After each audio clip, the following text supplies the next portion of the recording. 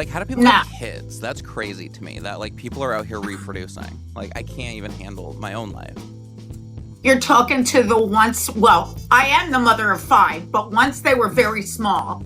And I used to put bracelets on them all so I wouldn't lose them in airports. So, yeah, you'll be so surprised. She is my adopted daughter in New Jersey. When her mom, Jody, moved down to Florida, it's okay. I stepped right in and I took over.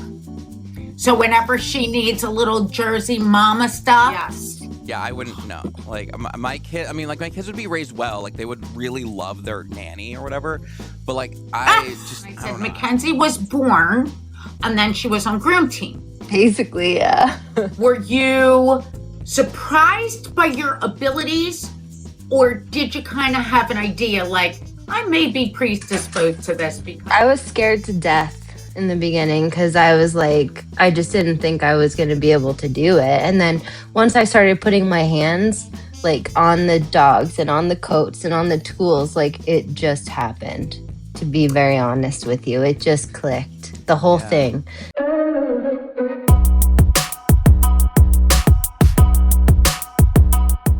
There she is. Fancy meeting you here, my dear. Hi, how's it going? Hey. Yes, we are back on the podcast. I was just talking about how I kind of regretted going full red lip. I don't know if it went with this look, but you know what? No, you never regret that. Okay, I'm not gonna regret it. Never. I'm living for it. No. How was your podcast with Jess? Ooh, that was fun.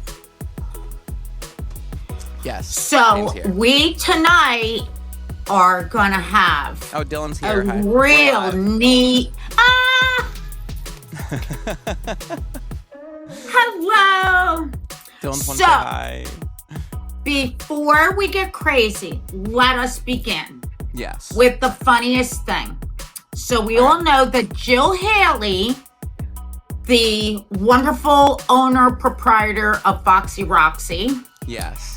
She messaged me last night and said, you win the prize for the worst packed and shipped shears ever. Because they do a sharpening box. Yeah. And she said, like, did you even care? You just tossed everything in the box and shipped it. This is true, because I'm always in a hurry. Yes. Always. And I knew that they would be fixed if they were damaged in transit, you see. Yeah, you just throw things. Yeah, I know. I have a trouble with that too, of just like running full speed and like just not slowing down for certain things and just like walking to the beat of Womanizer by Britney all the time. You guys are interested in getting stuff sharpened quick and reasonably and really done well, look into Foxy Roxy sharpening. I get them back quick. I get them back beautiful. And Jay's making me a little video to show you exactly what I'm talking about. Yes, that's definitely cool. I want to try them out because we just have like a sharpener come to the shop every now and then, but just being able to like ship them out and come back, like that's so convenient. That's really they send you everything. The box, the rubber bands, the little holders, the this, the that, the other, like door-to-door service, and like that's what I'm about. I cannot be bothered with little bits and pieces of stuff. I want to do it fast, furious, give me my shit back. Yeah, I hate being bothered. There's just like there's so many things like have to do in life. Like it's too busy. I don't even know how anybody juggles anything. Like, how do people have kids? That's crazy to me, that like people are out here reproducing. Like, I can't even handle my own life. You're talking to the I am the mother of 5, but once they were very small, and I used to put bracelets on them all so I wouldn't lose them in airports. So like, yeah, that's smart. Yes. Yeah, I wouldn't know. Like my kids would be raised well. Like they would really love their nanny or whatever. But like I don't know. I would be there financially, you know. They would love their nanny. They really would. I can't. You cannot be controlled. No. I mean, I'm going to try. Eventually, I do want to, like, I'm thinking I might, like, adopt, like, a 16 and a, or 17 and a half year old for like 6 months and be like, oh my God, I did it. And then like they're 18. I'm like, you got to be on your own now or something, just to like say I was a father for like a period. Like that's my parent era. I mean, you could just get another poodle and be like, yeah, a poodle dad. That makes a lot more sense, actually. So yeah, I'll go with that. Yeah. Yes. And what's going on with your weather up there? Is it spring yet? It's kind of no. I mean, it's definitely not spring yet, but we're starting to like. It's getting a little brighter, like later in the day now. It's getting a little warmer. I mean, it's still like pretty like below freezing, but for us, it's like it's getting warmer. Yeah, once Valentine's Day hits, I feel like it's spring. And here's our girl. We are waiting for the queen bee. That would be Mackensie Murphy. Oh yeah, do the intro while we wait. And she is you'll be so surprised. She is my adopted daughter in New Jersey. When her mom, Jody, moved down to Florida, it's okay. I stepped right in and I took over. So whenever she needs a little Jersey mama stuff, she knows it's going to be a lot of stuff to talk about, because from the majority of groomers, from their point of view, Mackensie has done everything that we would all like to do. She was on Groom Team forever and quick. Like, she was barely born and she was on Groom Team. Here she is. Yay, we did it. Okay. Yay. Hi, guys. There is my beautiful girl. Hi. How's it going? You, my love? I'm good. Better now that I made it. Oh my God. Yes. And your winter has been going good? Yeah, it's been great. It's been super busy, but it's been great. Super busy. Awesome. I'm nosy. What have you been doing? Oh my God. Dog shows and grooming things, and I'm teaching and I'm traveling, and it's been crazy. So I was showing my dogs at Westminster, and then before that we had our Cocker National in the winter in Knoxville. So we did that, and then and then I go to Lithuania to teach for like 5 days at Toro at their like headquarters on Saturday. So that's been wild, gearing up for that. So it's just been a little crazy, you know? So when I saw you last in Hershey, I purchased a Toro Pure Mist. Yeah. It's my favorite. Yeah, it is my favorite. I use it. Yeah, it's got to be expected. I use it daily for everything. And for those of you who don't know what it is, so I might F this up, but certainly correct me if I do. So the Toro person who designed all this breeds Malteses, correct? Maltese, Bichons, and Pomeranian. And this Pure Mist, the way that you like explained it to me, it's very safe for the eyes. So like if there was any drainage or whatever, it doesn't matter. You can just get in there, scrub it up or whatever. But it's also great for paw pads and everything. Yeah. And the reason why I love it is there's no residual. So if I put it on my comb, I comb it through coat or whatever, it doesn't lay on the coat. It doesn't have an overwhelming smell. In fact, I don't think it has a smell at all. No. And I love it. Yeah, it's just pure alkaline water. So it neutralizes the acidity in whatever you're putting it on. So when it comes to like the feet and bacteria, like it just kills everything.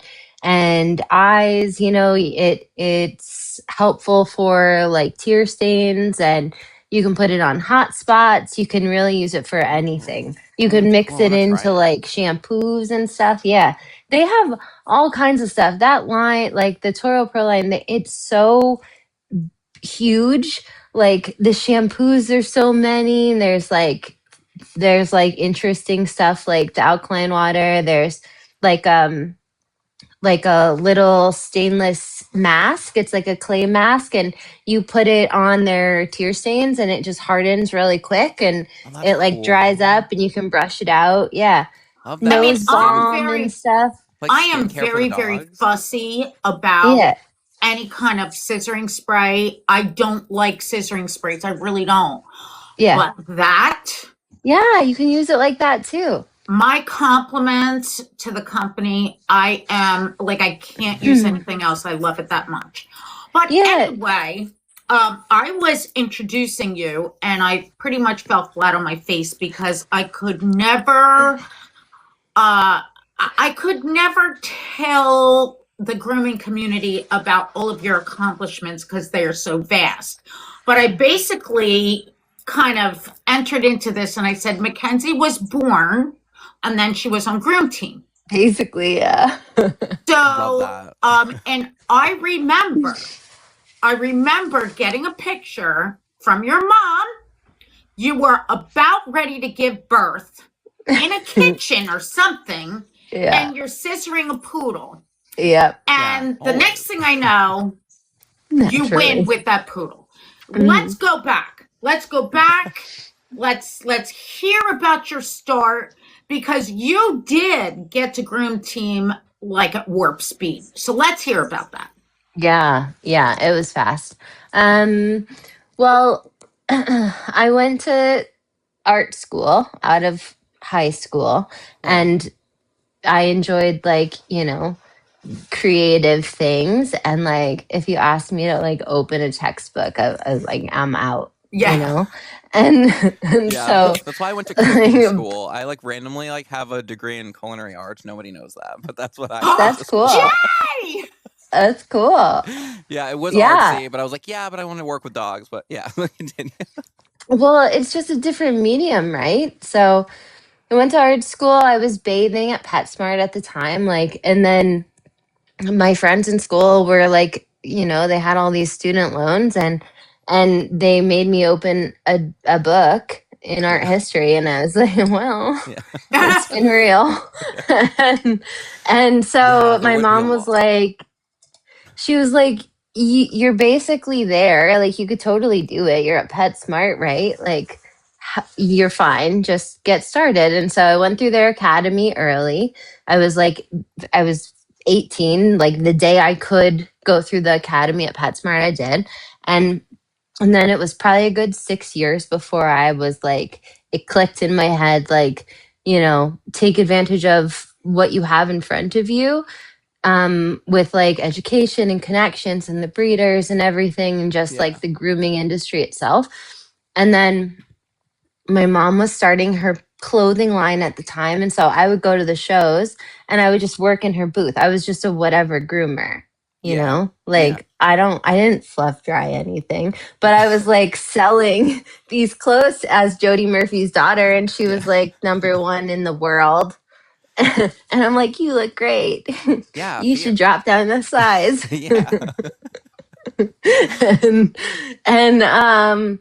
and everyone was like, when are you going to do the contest? Like, when are you going to? It's your turn. Da, da, da. And I felt like I had huge shoes to fill, but I ended up diving in, and I could never ever do a cocker, because I was like, there's no way I could do that. That's like way too much work. And so I did poodles first.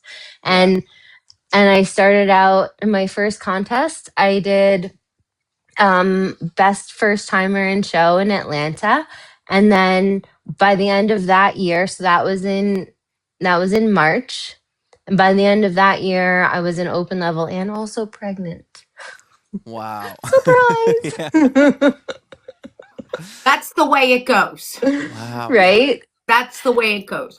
Well, listen, it's interesting that you would say you had big shoes to fill. Well, you created your own pair for sure. So, you really, but here's the question.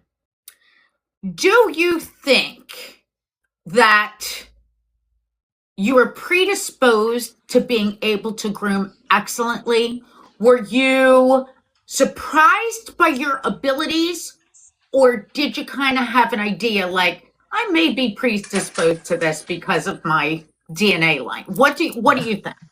I was scared to death in the beginning because I was like, I just didn't think I was going to be able to do it. And then once I started putting my hands like on the dogs and on the coats and on the tools, like it just happened. To be very honest with you, it just clicked. The whole thing. Working with the animals, like working with difficult dogs or puppies or or the technical aspect of like specialty grooming, whatever it was, like all of the little niches that come with this, like just kind of clicked. It just happened. And is it fair for me to make an observation that you, like your mom, love cockers? Yeah, I do. Is it like your favorite breed to groom? Yeah, it is. Oh God! Well, I know. They're But beautiful. They're but adorable, and but they they are get a like lot of a work. bad, yeah, and they get bad rap like in shops, right? Like as I started competing, like I started to specialize in that breed. But like meanwhile at home, like every single shop I worked at was like, okay, well now you get to groom all of the Cocker Spaniels. And I'm like, okay, but I like them when they're like sitting next to a trophy. Yeah. Yeah. So Yeah. no, but Yeah, still, because but regular like cocker pets are usually like matted or come in like old and lumpy and stuff like that. So that's probably why they get like the bad like rep, because like but like people are like it's just like it's just because if they're not like maintain their coat when they come in, like I feel like it's like overwhelming, like when you see like a cocker that hasn't been groomed in like so long and you're like, oh God, like that's why I think like it comes with like a little bit of negativity for pet groomers, really. yeah. But the dogs themselves I love, like they are like great dogs, but it's They're just good dogs. but yeah, usually when you see a cocker on the schedule, if they want any type of cocker cut, you're like, this is gonna be a challenge, like for right. for like everyday one. Yeah, and it's like, okay, well, this is what I'm going to be doing for the next 4 hours of my life. Yeah. And so I need to ask a tough question here. Tell me, Jane. How long, number one, how long were you on groom team? How long were you on the travel groom team?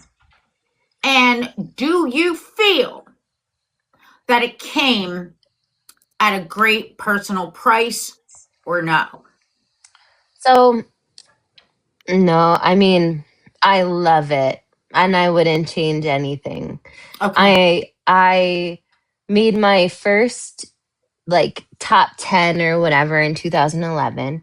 My first travel team was in 2015, and I represented the States with the American Cocker Spaniel. I was a sporting girl. And I still, the team that's going to go in the fall to Belgium, I'm still representing the States with the Cocker Spaniel. So we're going on, what, 11 years, 10, 11 years now. So I've held my travel spot for just freaking ever, which is kind of cool. Okay. And how does one do that? So, Groom Team USA, they calculate points kind of in two different ways. So they have the top 10, which is the top ranking competitors throughout one calendar year. And so every single contest you do at every single show, you get points for every dog you groom based on how many people you beat if you win.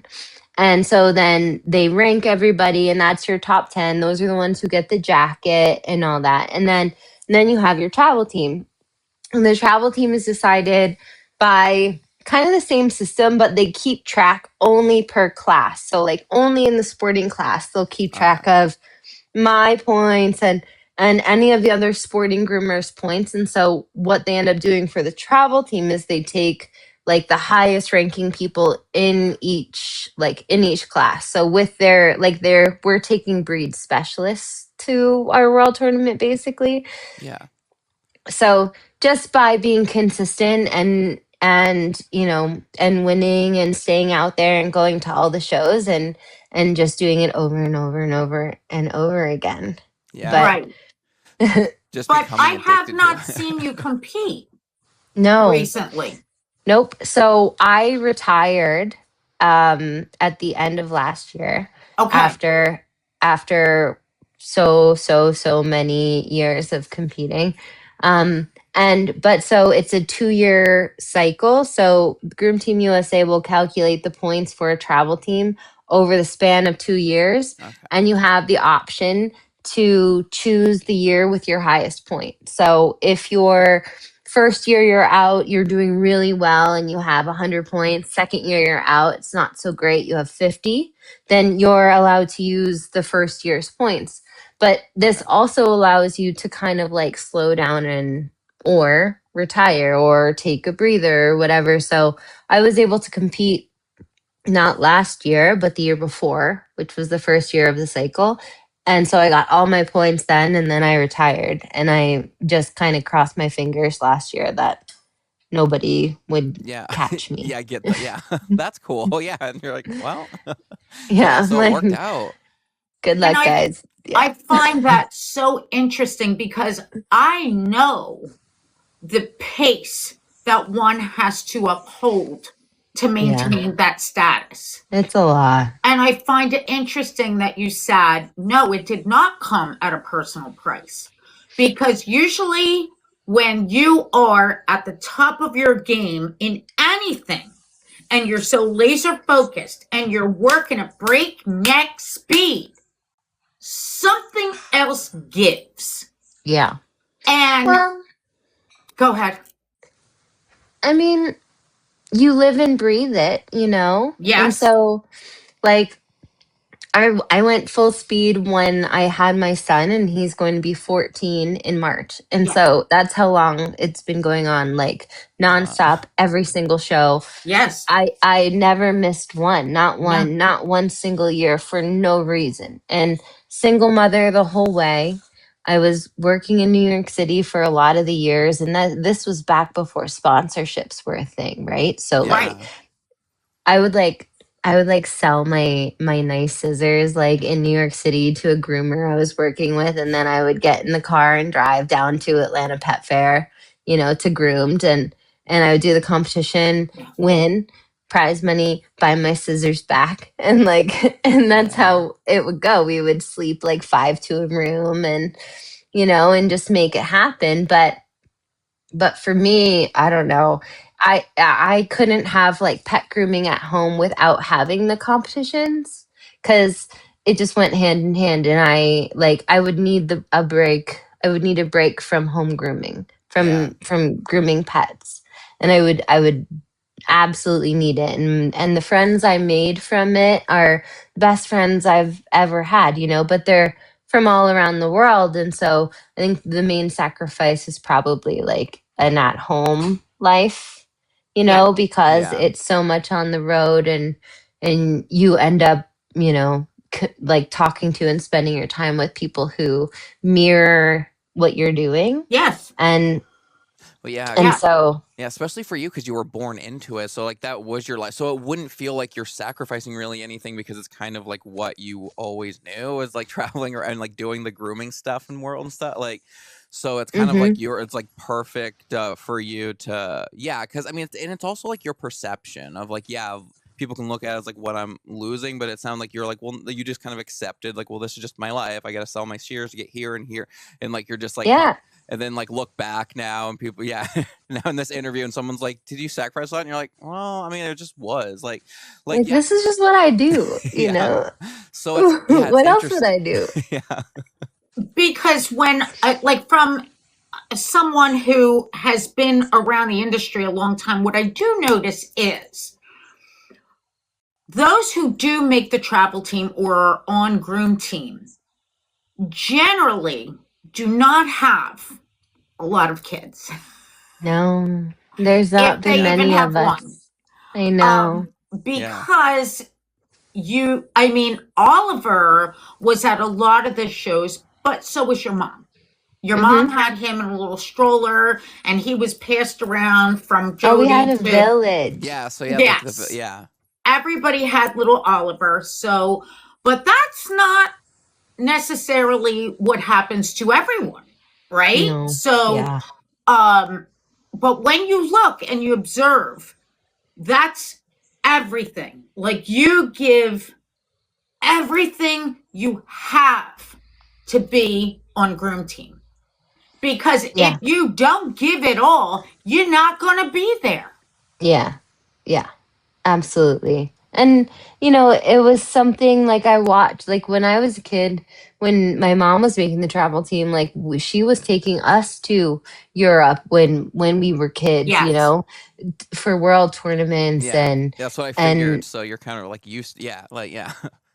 yeah, and like the people, you know, like the icons, like from the beginning of everything, like I don't know. They're like the aunts and uncles that you see like running around at the family party, you know, Yeah. when you're a kid.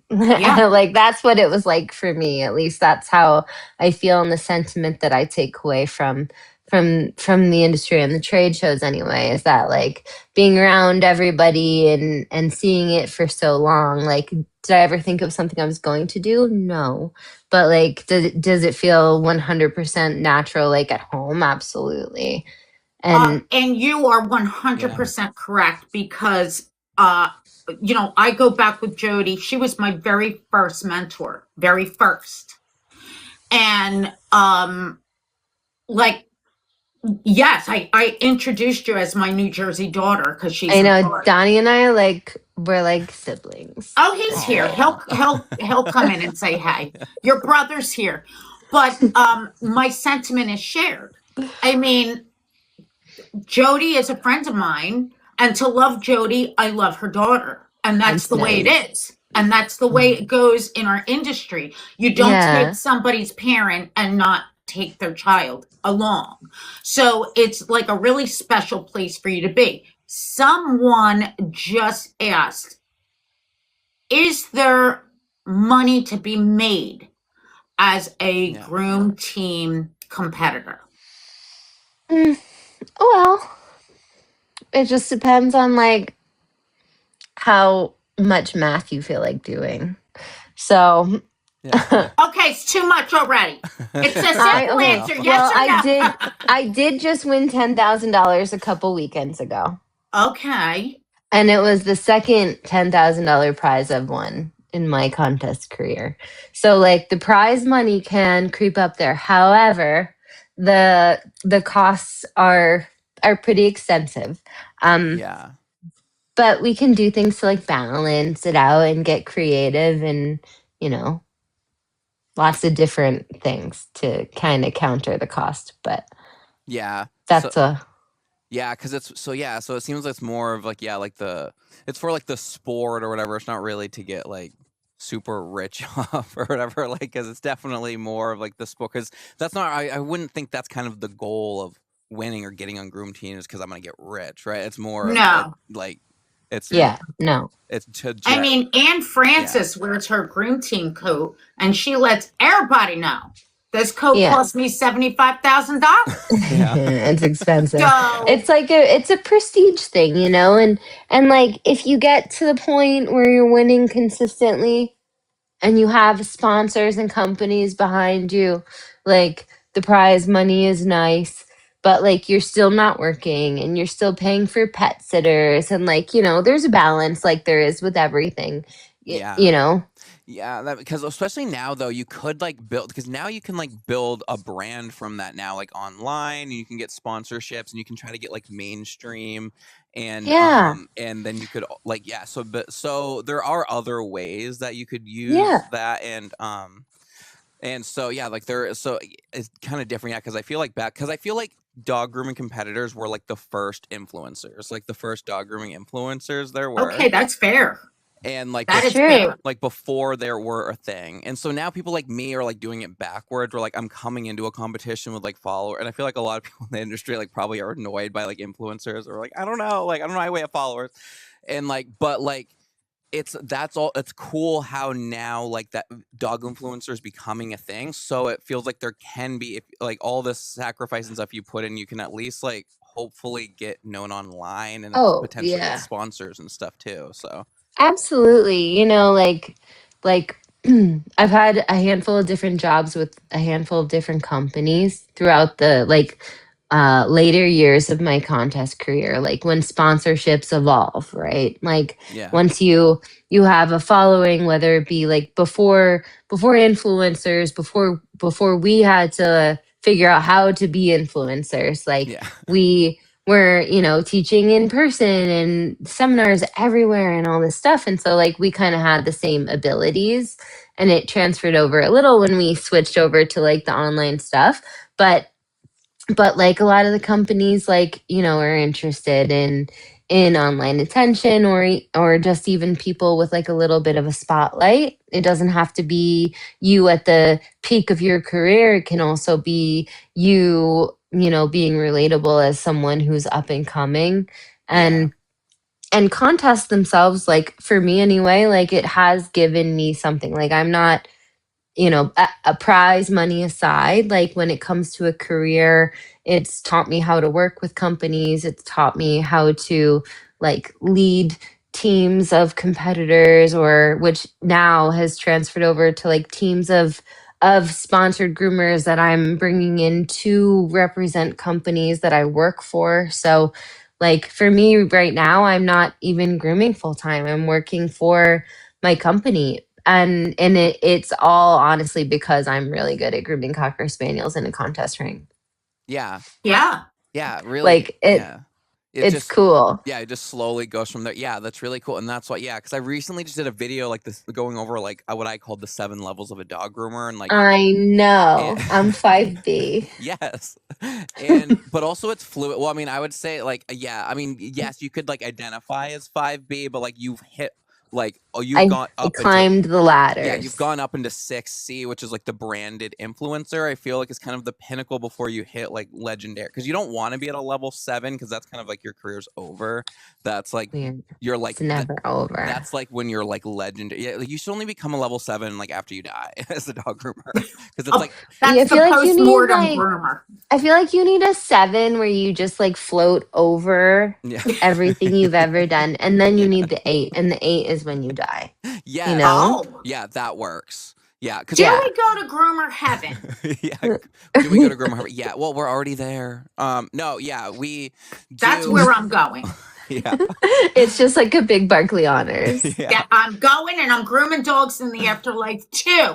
Yeah. So but it's like I really want it, because I want to do like an updated version of that after I've gotten kind of like feedback on it, and like talking to like people at all the different levels and everything, and like because it's more to me of showing of like how like different kind of routes and like ways you can go, and it feels like there's certain way, because you'd stop at like a level 3 or something if you were only in it for like money, you know what I mean? Like, so like that's what, so if like, and like, but if you'd have, that's why like I think I don't know if I said it in the video, but like when you step forward into like the influence and like competing and stuff, it's like it's beyond that. It becomes like, it literally has to like become your life, like your passion. Yes. And which is like really cool. And I like, it's so funny to me, like people don't realize how intense like it can be, like dog grooming competitions, and how like fun and like and like to me, like when I first, probably like years into being a dog groomer, I didn't even know that was a thing. Like there was like years that I didn't even know. It's so funny to me, like you like just born into it and like knowing and be like, yeah, maybe I'll compete, and then like me not even like knowing that's a thing. It's like this whole world now. Yeah. And it's really cool, and I like now like showing more people of it online, because I think it could be more of a mainstream thing of like people watching it, because it's a fascinating, cool thing that like I think people would be fascinated, not just people doing it, but like people that just like to watch dogs and everything. Like I think it could get more and more mainstream of people watching the expos, like way to like, because that's the issue I'm seeing in the industry, is that there's just not enough like funding for things, because it's such a niche community that like these brands can't give a bunch of sponsorship deals and all this stuff, and like it's really hard for like but I do think it's huge. Like the industry of dog grooming though has like bloomed in the past just few years. It's been crazy. Oh yeah. It's been crazy. I mean, we've definitely been growing like, growing like just wildfire, especially since the pandemic. And we kind of like branched out from a lot of in person to a lot of social media. And then, anything any of us put on social media, like, like it just takes like one video to get picked up. And then all of a sudden you have all these extra views, and it's, you look at your stuff and it's people who aren't groomers, and then there you are, you're influencing the general population. But like, I don't know. And like with your 7 levels of of like dog groomers, like your level where you talk about like where you've arrived but now you have to give back, like now you turn what you're doing like to I love that one so much. And I just want to say, like, for someone who's a little green here, like that's just so like big and open-minded of you to like realize that that's just such an important step, because for me that's such an important step of like your journey where you've arrived, but now like you're committing like, okay, well, if I want to stick around, like the longevity comes from like the mark you make. Yeah, it really stops. Yeah, it becomes the know about you and stuff. And that's really cool. Yeah, and that's what I'm stumbling into it, like, because I've at this point I've interviewed like a lot of like famous dog groomers at this point, which is so weird to say, but like I've like gathered all this like knowledge from everyone, and I'm like looking, and it's it becomes a point where it's like bigger than you, and you're like helping like the industry, and that's like what, and you like before you know it, you're like, because like you're like you said, you're like, my day-to-day job isn't even like grooming dogs anymore. It just like becomes bigger than you before you look up. And you're like, whoa, like I was just grooming cockers. Like, yikes. Yeah. So Jonathan Dillio said he's too shy to be a competitive groomer. So I'm not shy, but I would say that as far as a competitor, I'm a poor competitor because I don't have a killer, I will beat you at all costs instinct. No. But I'm a great collaborator. Yeah. So if you need help, if you need this, if you need that, I'm there. But as far as getting in the ring and saying, I'm knocking you all flat and I'm winning, I don't have that at all. Yeah, I remember. It wasn't your thing, Jane. Yeah. But at the same time, you were like this little pocket of like immense talent in New Jersey that needed to have some sort of platform, and we quickly realized it wasn't going to be the grooming competitions. And and I think I remember like it took probably like 17 of us to actually shove you into speaking and sharing like your knowledge and gaining your own platform that you felt comfortable with. But like, grooming competitions aren't for everybody. Like me, I can get on a plane and fly across the world and be like, $10,000 mine. Mine.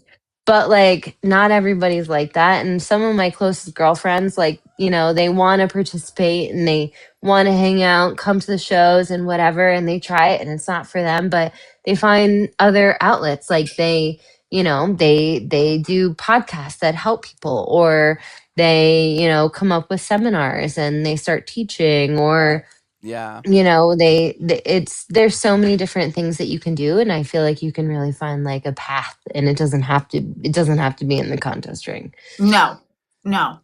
And you know what, but I felt like it was something necessary because very often to stay like at that open level, you're on the edge of a knife.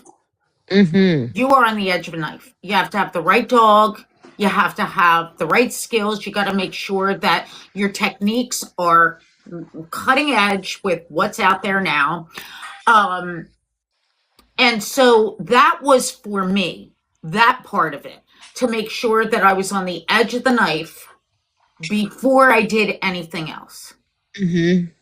It was a means to an end for me. Yeah. Like, so, and you got to remember also that you're only as good as what you're exposed to. So if you are only exposed to 3B, that's as good as you're going to get. That's fair. Yeah. But the minute that you break out of that and go with, I mean, if I want to know something about grooming, I'm not asking somebody at 3B. Right. Yeah. Yeah. Yeah. Yeah, and that's what, and also too, it's not like different levels into like I had to give them like numbers and letters, but it's not like comparative. Like it's like not like I'm better at this level than that level. It's just like different. Like some people don't when you can live your whole life a 3B, which is just like a salon staple, a regular. You don't need to know all the fancy stuff, you know. Nope. And it's really like what your goal, I guess, is for like your life, really, I guess, if you want to make dog grooming your whole, because there is a lot of people where like dog grooming is just their job and then they go home. Yep. Yeah. When I was like 21, I worked in this grooming salon in New York City. I had no business being there. None. And Jonathan David was like, I didn't know him at the time. Yeah. Level 1. But yeah, right. And at the time he was like friends with the owner and the main groomers and stuff. And like the main groomer was like this Russian lady. But no one spoke English to me in the entire salon. And I know for a fact they talked poorly about me every single day, all day long. Like I know it in Russian, whatever. Anyway, so Jonathan's friend, no idea who he is. This lady, she's so talented. She's so good. And I remember telling her, and my mom was competing at the time, you know, I was seeing it all and I was just in awe. I used to watch her every single day. And I told her, I was like, you should really do a grooming competition. Like, I really think that, and she was just so content with just, you know, taking her commute, walking from her apartment on her train to the grooming salon, grooming the dogs, back on the train, back home. Yeah. Like, and that was it. And she was just happy that way. But like, oh my God, she could have been just like, but you know, it's not for everybody. And I think everybody makes it their own, right? Yeah, there really is. Like even me having the levels. Oh, Jonathan asked, Jane, what level am I at? What level? I don't know. He does.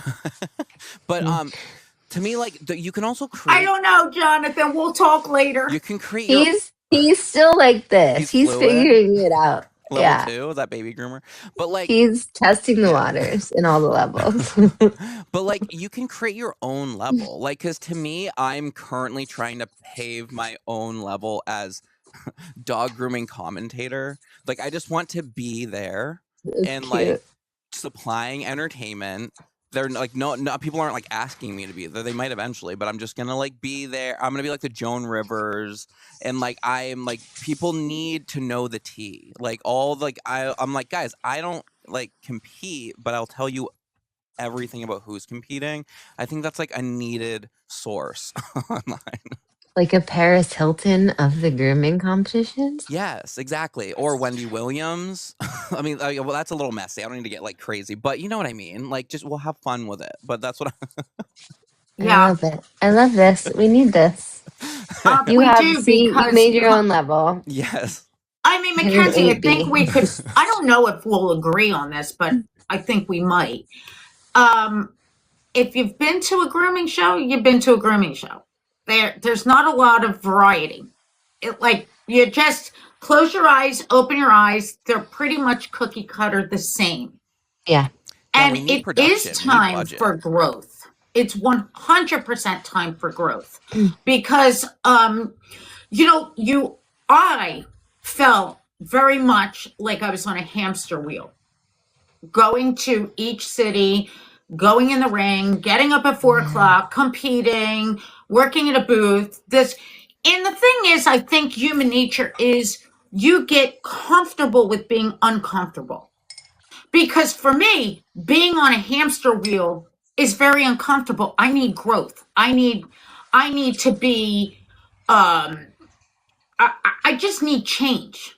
I need creativity. It's very Leo of you. Yeah. And the thing is when you're doing that, it's like, well, that's the easiest thing for me to do. To break out of that and do something else would be very uncomfortable, you know. But you go to one grooming show, you go to them all. They're all the same at this point. Yeah. And that's why I think I also need to be like the Tyra Banks. It's very problematic. I just watched the documentary. Like, we need to start making like the competitors be like dressing up in crazy outfits or like balancing on like beams. Is that too far? I don't know. Like, it might be. Okay. Well, that would be like a special lane of it. Like, there could be people that like want to know how to groom dogs, and then the other people who can do it while balancing on them.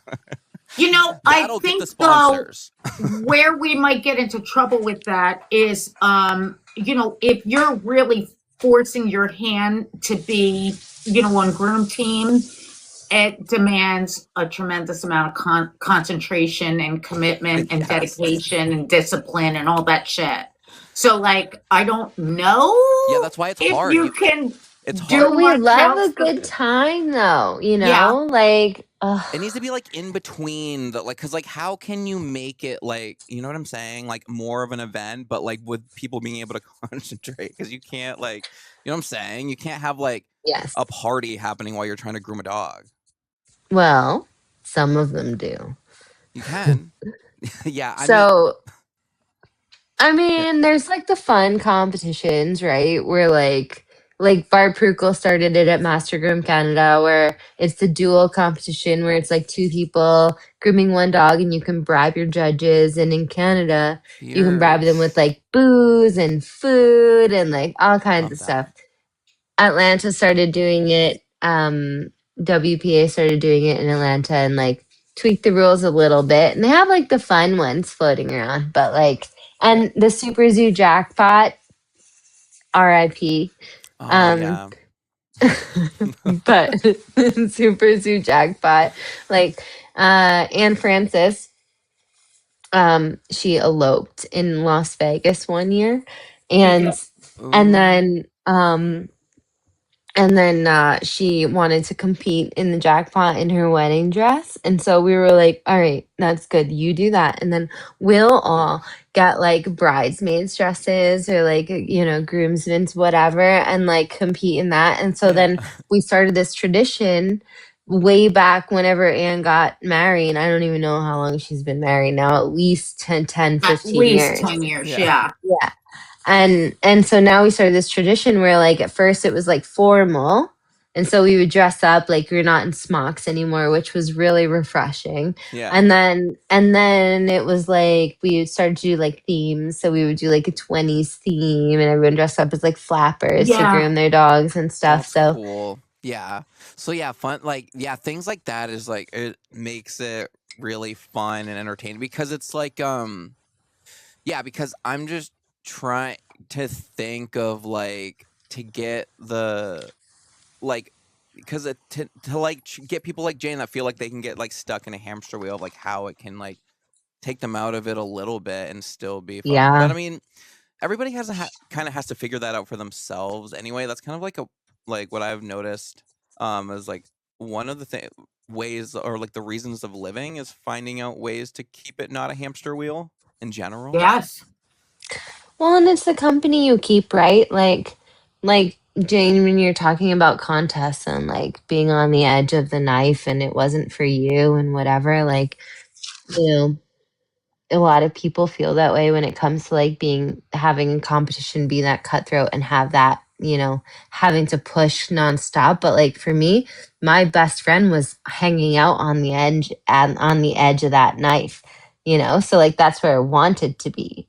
So like when you go to the shows, like I feel like, you know, as you learn and you grow and the years go on and you continue to come, you meet different groups of people and you travel with different groups of people, and some groups are good for you and some groups, you know, aren't the best for whatever your, you know, intentions are for your weekend. If you're a competitor, like you'll find out very quickly like what like the people that you perform the best with or have the best time with, or if you're going just to learn, like, and have a balance, like, you know who you'll go with and be completely distracted from learning, and you know who you'll go with and be bored out of your mind with, Yeah. but like a good combo, you know. So I think there's a community here to be found, but like it does Yeah. need to be like kind of juiced up a little. Now, the end of your career, because we all get there. It's a very finite amount of time. Yeah. What does that do to your psyche? Well, like for right now, right? Like everybody's in Pasadena. Everybody went to Pasadena to Yeah. compete and stuff. So like the FOMO is there, Yeah. Okay. but I'm still like doing little jackpots and stuff here and there. So like my toes are in it. Yeah. Yeah. But um but like I don't know. I think it's a lot of like sitting with yourself and like looking at like what you're doing and what you're doing next, and it's hard to like leave friends, not leave them, but like kind of, because your paths Yes. aren't going to like align Yes. perfectly like they have for all of these years, but Yes. also like, new things happening, like, with what I'm doing with the dog shows, and Oliver wants to get involved in junior handling, and it's a whole Oh, that's nother cool. chapter that's just getting started to be, Yeah. it's just getting started. So Yeah. I think it's just like a looking forward thing and staying involved and with Groom Team and with the shows and Barkley and I don't know, Yeah. to grow and still be here and just evolve, but evolve with everything. At Yeah. least is what Yeah. I want to do anyway. Some people evolve and like, leave kind of quietly, like Irish exit the industry, but I'm not going anywhere. Yeah. So Yeah. I Yeah. Someone commented too and said like, what about kind of like they said little people in the grooming industry, but like kind of just like I guess they would mean like pet groomers and stuff. Like, is there any like competing for like, I don't know, like for speed or like for like, or is there like a skimming, like you could skim a dog with like just you give them a yeah. 10 blade and that's like your like things that like you pet groomers would do? Because like I wonder if like for people that like just would want to just go have fun, would like show off their like skills like that way, but not like like the intensity of like wanting to like get points or whatever. Like, do they like Yeah. have like fun little show like competitions like that?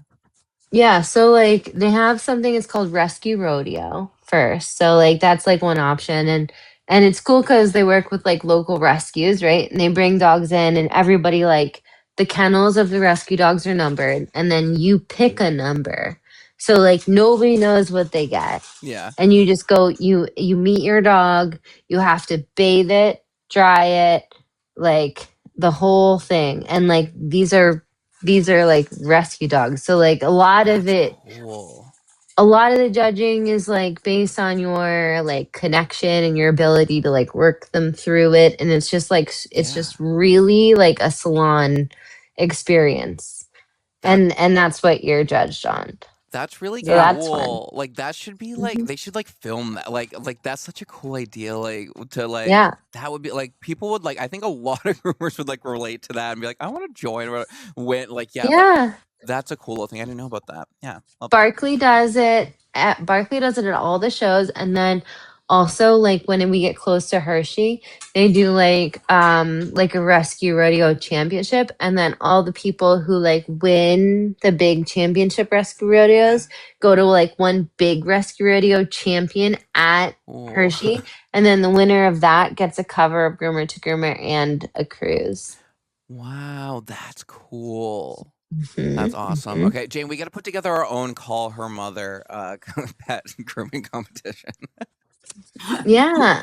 There we go. We're gonna do I it. mean, Mackenzie, it's funny how life spins around. Jay and I only met in Hershey. Yeah. And so I think Jay met everybody at Hershey. Yeah, I did meet quite a few people. That was crazy. That was fun. But that was a lot. And yes, I do feel like, okay, the world of the shows has begun. But I still feel very connected through this podcast because you know what? No, not everybody goes to every show.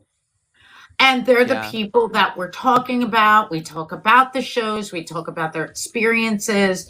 And this actually filled a void that, I sorely had. I didn't know what I was going to do with myself.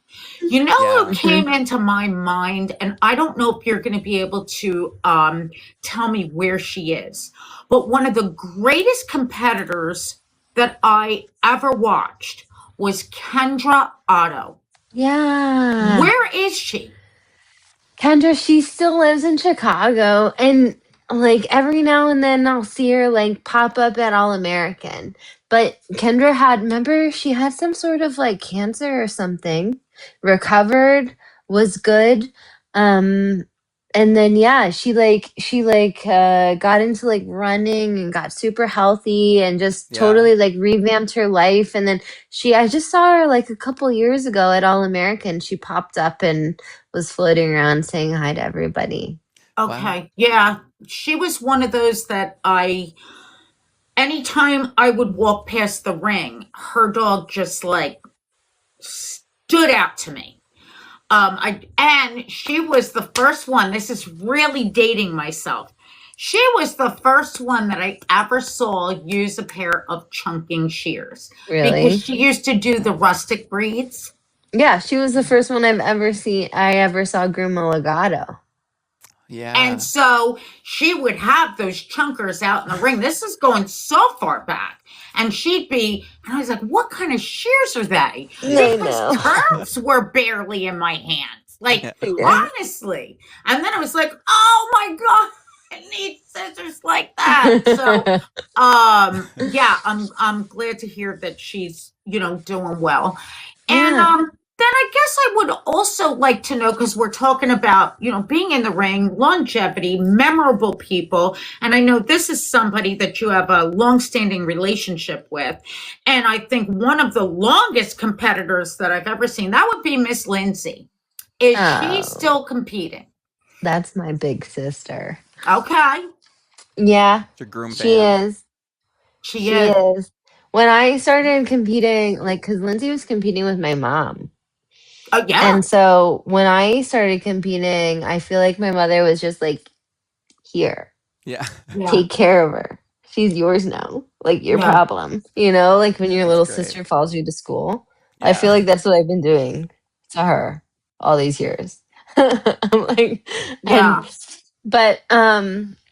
Lindsay's doing good. She's showing her dog. She's like got her breeding program now, like up and going. So she has this whole other side of it that, she's created with the Bichons. Yes.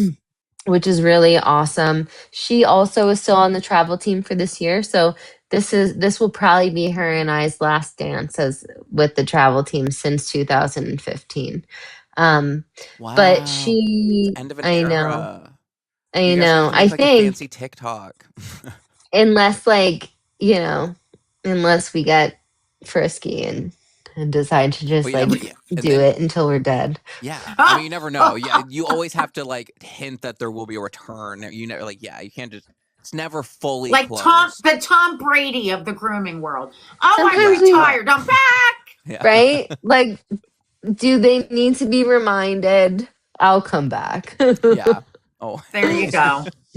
When there's a big pot to win, we'll see Mackensie float back in. Oh, you can bet on it, absolutely. But I don't know if Lindsay can step away from it. The board asked her the other day if she was done or not, and she didn't want to tell them an answer. So I think Lindsay's going to be a lifer. Well, I mean, there's nothing wrong with that. You do. No. There's no rule. It's not like the presidency. You only get 2 terms and then you're out. You can stay in as long as you wish. Yeah. That's right. Yeah. So, whether they like it or not. Yeah. There you go. Hold on. I gotta get Donnie. So does anyone ever compete just to do comedically bad for the plot? I feel like Blake did. Ooh, okay, cool. So that's my career, is copying Blake Amanda. So I need to do that. Okay, because like I just want to like go there and just kind of act like in character the whole time, competing, and think I'm like the best, and then like when I don't win, like storm off. But I think I would be shunned. I don't And in true Blake fashion, things will go according to your plan. No, I'm just kidding. I love him now. Yeah. So you are going to Lithuania this coming Where's Lithuania? I guess. Saturday. I leave in like 2 days. Yeah. Okay. Whoa. Okay. Where is Lithuania? It's like over by the Baltic country. It's like kind of by like Russia. Cool. Okay. Okay. I like Lithuania. And I think you go there pretty often. Yeah. Yeah, that's where Toro is based out of. So they have grooming schools and all kinds of stuff out there. Their whole headquarters. And this time they're putting on a 5-day event where they're going to bring in some of their educators from around the world. I know. So then, cool. Take the chair, say hello. Yeah, it's pretty cool. I really. Where is he? And by chair, Hi. she means my dog steps. Yay. Hi. Hi. How are you? How's the live? I'm good. How are you? I'm surviving. I'm tired of the winter. I don't want it anymore. I want out of this state. Donnie, do you have a sun lamp? It is a lot. I do. You do? Does it work for you, do you think? I haven't used it in like 3 years. Turn it on. Yeah, just like sit underneath it. Where do you want to move to if you don't want to live in New Jersey? So here's the thing, like Florida. I would love to say Florida, but I don't really like Florida that much. And then I'd love to say California, but I can't afford it. It's too far away. Yeah. Wait, Mackensie, are you back in Jersey? No, I'm in Pittsburgh. Pittsburgh's actually pretty nice, I've heard. Yeah. But it does get a lot of snow. Not as much as Syracuse or New Jersey. I'll have to tell you, I am under the snow that my brother has in Jersey. My parents have in New York. So No, I believe that. we're under a pocket, you know. And like, what? downtown is fun. I'm going to hop up and get out of the country. Italy's calling me. Have you seen the dog groomers on Groom Team Italy over there? Whoop! They're hot. Yeah, they're my... Listen, I can introduce you. I know them.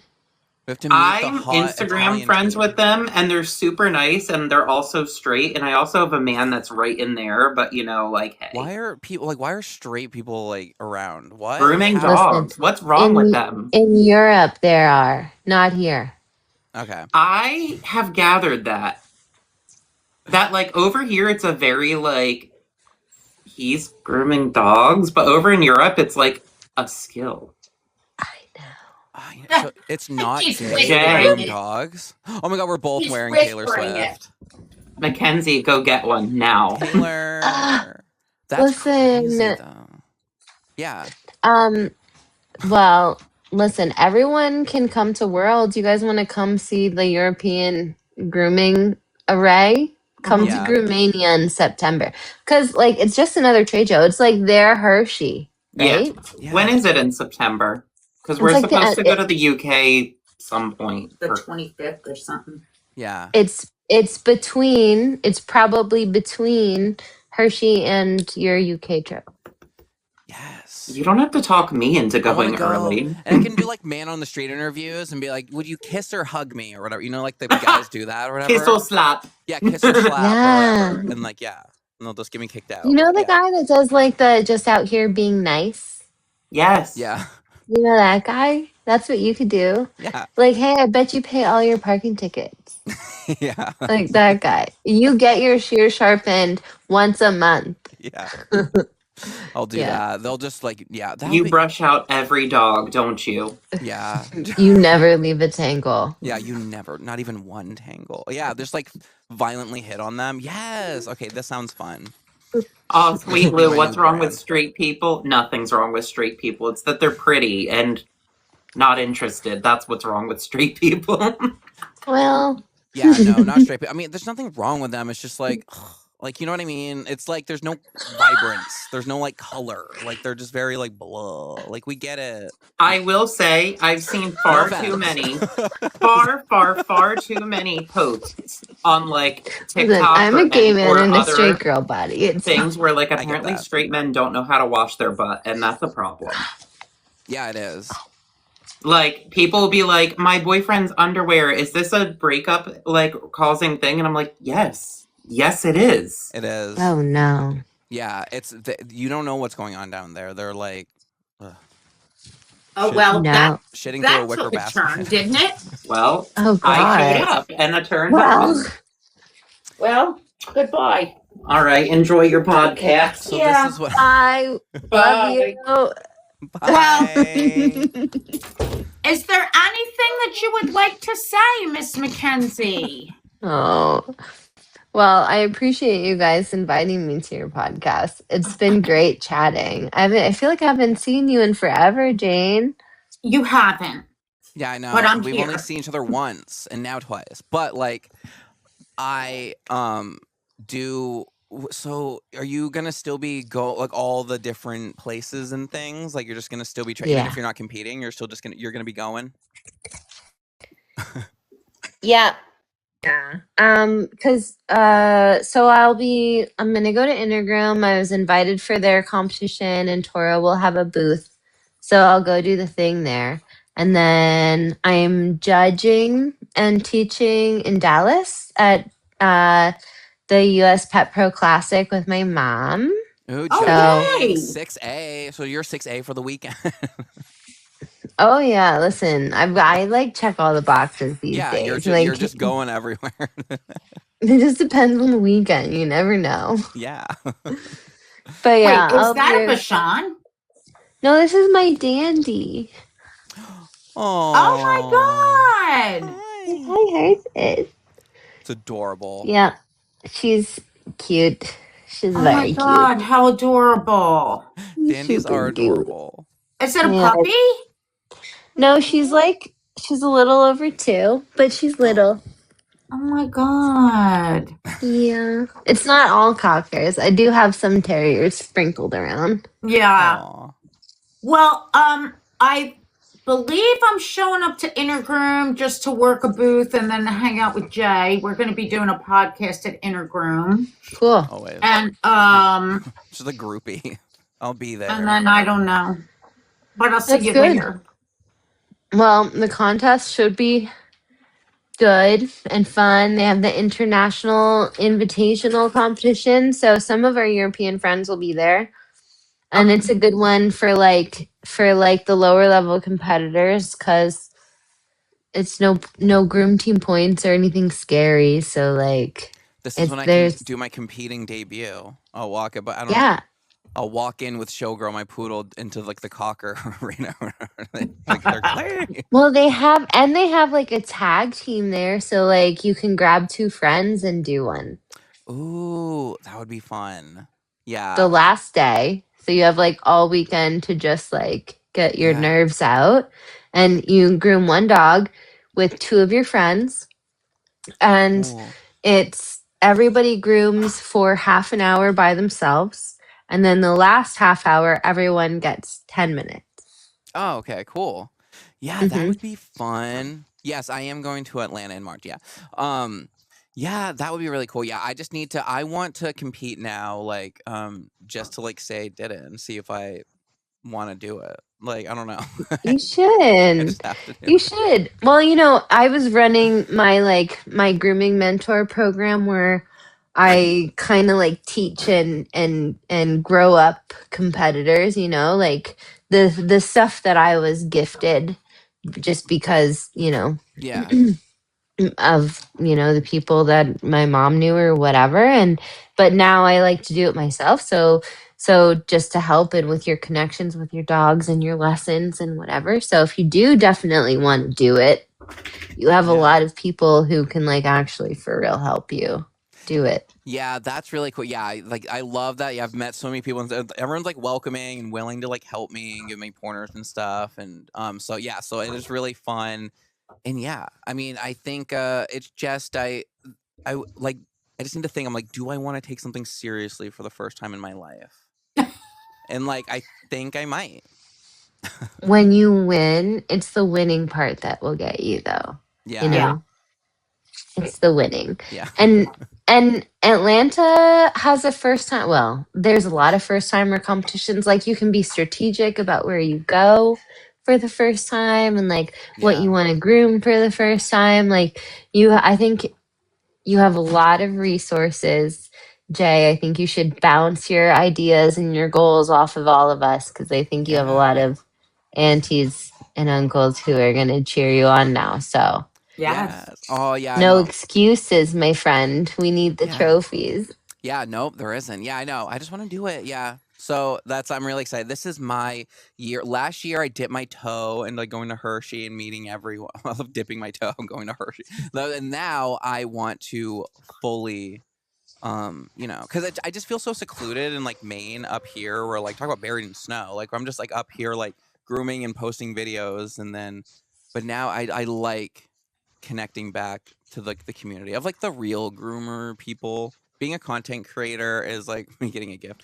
I can get a lot of like connection with like not real people online, and so I like actually connecting. Oh, Jess, Sharks in the house to other groomers, and like and it's really cool. And it's been really nice to talk to you and get to know you even more.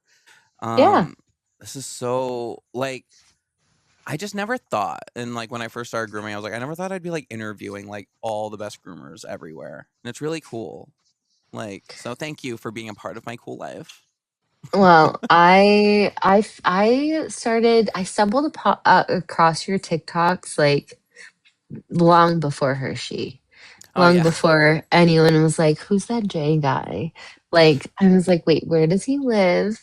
What does he use?" Like, so it's cool to have seen, your come up thus far, and then I'm excited to see what you do with it from here because, you're definitely understanding. I feel like the way things, kind of go around here and appreciating everything for what it is, and I'm excited to see like the place that you find for yourself. Oh, that's really nice. Yeah, it's it is really weird because I feel like it's weird going into it like being known, which is strange. Usually you go start competing to become known. So it's like kind of doing it backward. But like 2026 we're living a weird world now. We're like, I don't know why people know me. I don't know because like, but I know.